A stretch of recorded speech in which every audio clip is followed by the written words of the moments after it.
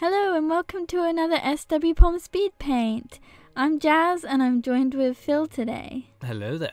We are going to be talking a little bit about Christmas because it's now the 1st of December when this video comes out. So the prompt of the month for December is nostalgia because I felt like that would go really well with the whole Christmas theme. And I brought Phil in with me today to just talk about Christmas nostalgia and some memories. So the idea behind this drawing that I'm doing here is from one of my favourite Christmas memories as a child. I think I was probably around, about 4-ish. Yeah, so I was probably about 4 and probably I kept doing it for quite a few years afterwards because I just enjoyed it anyway.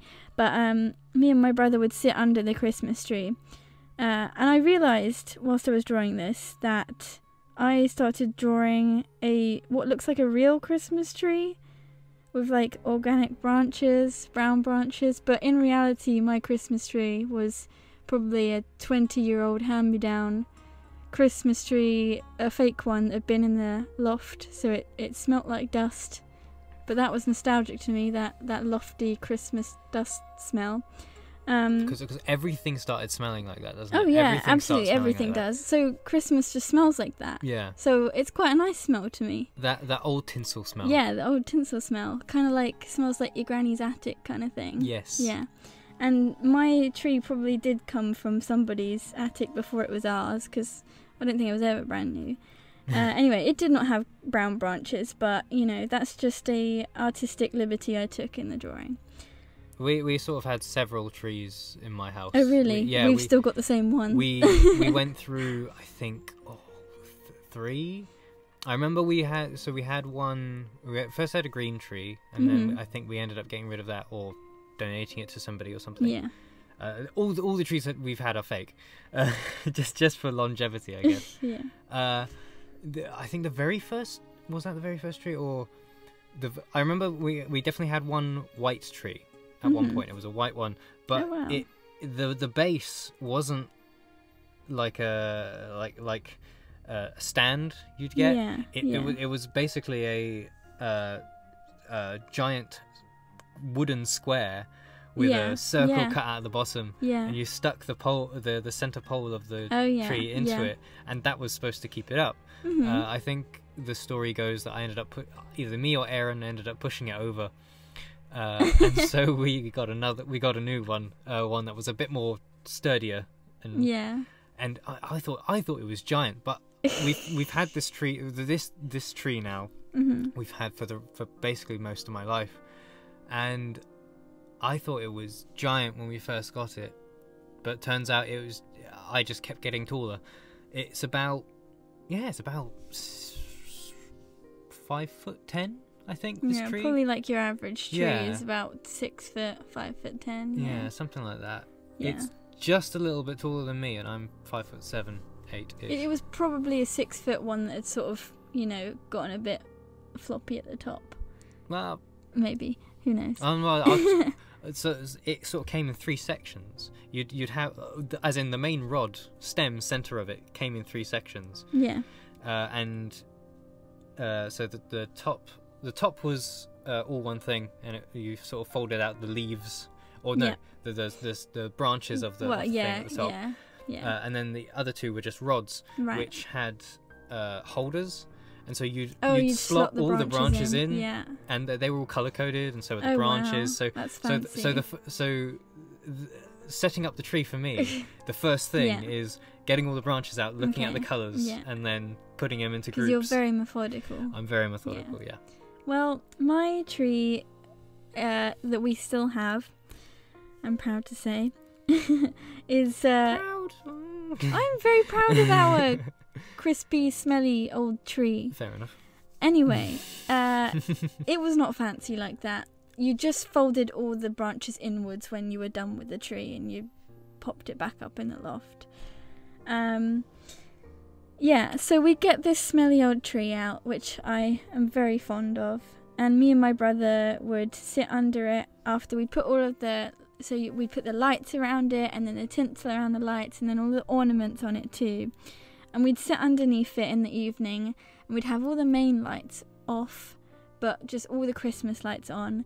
And that actually is not only the tree. We also had like sort of a spider web of Christmas lights across the ceiling as well. So the room is lit up with this nice glow of Christmassy rainbow coloured lights. And we'd sit under the tree and we'd play with all of these little ornaments, because we had all these little wooden people on the tree. You can see some of them hanging near the bottom, like the little person on the sled, and the one that so this person here is my brother. He's holding one of them too. He's a little skier, the little ornament. And then we'd have our cat Twinkle, and he would be probably eating the bird ornament. He liked to eat the robin. So you can see at the bottom here, the thing that held our tree up was real wood, but it was like the bottom of a tree, like someone had cut a tree up into sections, and you got like a log, and someone had just drilled a hole into it, and that's what we put the pole for the Christmas tree in. So the bottom bit was probably the most authentic bit about it, because and it smelt like pine as well. I remember it smelt like pine. It was amazing. But yeah, Twinkle would usually try to pull down the Christmas tree, knock down the Christmas tree, climb up it and pull it down, or just eat the robin. And a few years ago, my mum actually tried to get rid of that robin because she said it was just far gone. It didn't even look like a robin anymore. So she bought a pack of new ones, but I wouldn't let her get rid of the old ones. So we've got all these lovely new robins and one really old dishevelled one, which I'll try and find and put a picture in the video for you. It's I love him. I think he's so sweet. It's funny how you say that you and Owen would play in the tree. Yeah. Oh, my brother's called Owen. Yeah. Oh yeah, sorry. Yes. It's really interesting you say that, because I did exactly the same thing. Only my childhood mind went radical. So in my house we didn't have all like the fairy lights and everything else around the room. That is, we had the Christmas tree lights, which were amazing. And once I found the setting button, the fun I'd have. Oh, yours has settings, did they? Oh yeah. So fancy. You'd press it. It wasn't just an on and off. No. It was you press button and they flash and rattle, and you can have a proper party with that. Oh yeah. But I turn all the rest of the lights off and I close the curtains. Cool. And then I'd set it to do like this really cool.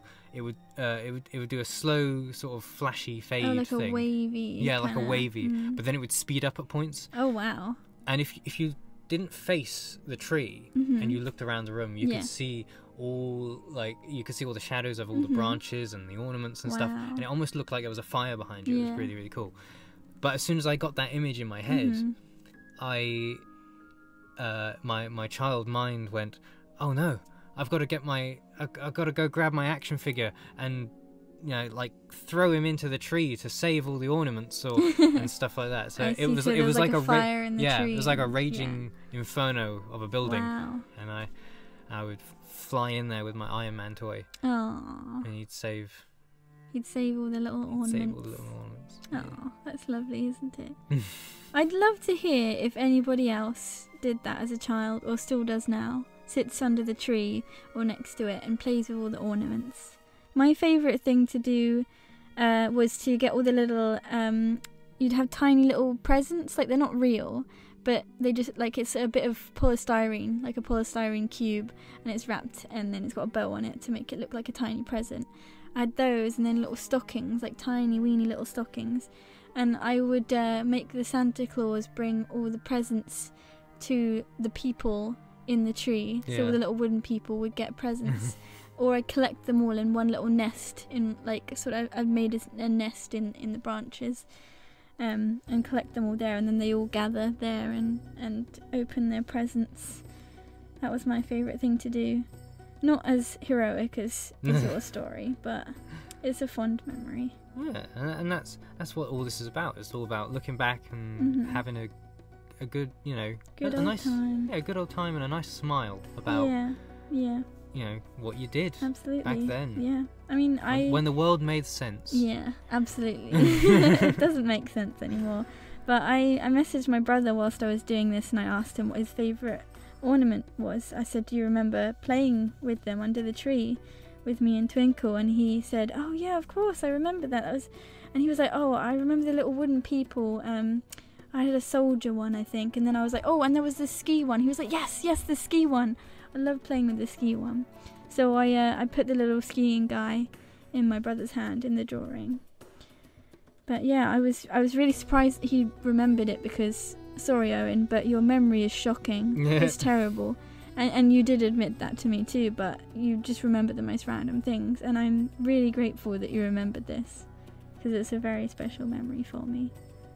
The lights were my favourite bit to do, actually. I loved putting them in and then doing the little glow effect there. Yeah. Yeah, that was nice. So yeah, that's my nostalgic Christmas memory. I'd love to hear your guys' memories and what you're nostalgic about. It doesn't necessarily have to be about Christmas. I just thought I'd throw that little bit of zest in there.